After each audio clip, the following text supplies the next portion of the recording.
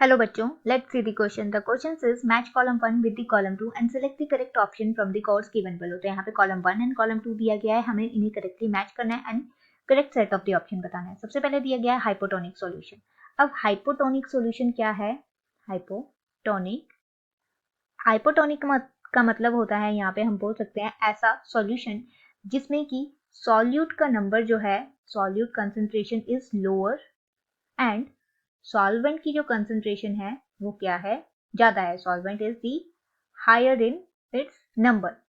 तो जब भी हम किसी सेल को हाइपोटोनिक सॉल्यूशन में रखते हैं, व्हेन सेल इज प्लेस्ड, मान लीजिए सेल है हमारा और यहाँ पे सेल सेप प्रेजेंट है और इसको हमने हाइपोटोनिक सॉल्यूशन में रखा जहाँ पे सॉल्यूट जो है लोअर इन नंबर है एंड सॉल्वेंट जो है हमारे पास ज्यादा है.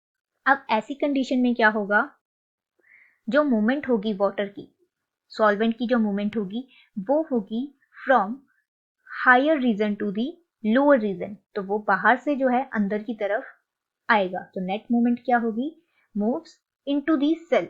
तो हमारा ये मैच होगा hypotonic with the water moves into the cell.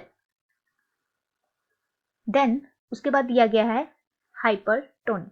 अब हाइपरटोनिक जो है अपोजिट टू दिस होगा.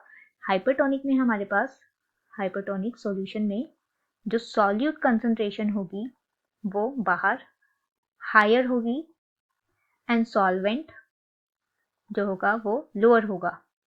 तो मान लीजिए हमारे पास ये सेल है और ये प्रेजेंट है in the area where solute is the higher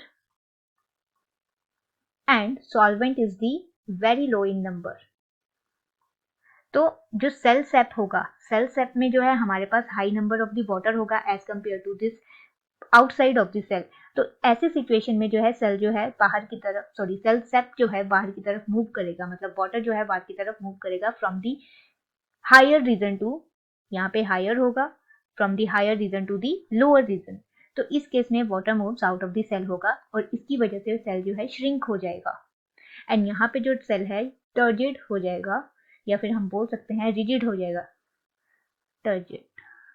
than ये मैच होगा विद दी बी. उसी तरह सी में हमारे पास दिया गया आइसोटोनिक सॉल्यूशन. तो आइसोटोनिक सॉल्यूशन ऐसा सॉल्यूशन है जहां पे सेल के बाहर भी cell inside the cell equals to the the concentration of solute and solvent inside the cell equals होती है आउटसाइड दी सेल. जो भी आउटसाइड सॉल्यूशन होगा प्रेजेंट, दोनों की कंसंट्रेशन इक्वल होगी और यहाँ पे कोई भी हमें फ्लो ऑफ वाटर देखने को नहीं मिलेगा. तो ये होगा match with the C. On that way right answer is the option number A. Hope you understood the problem. All the best. Thank you.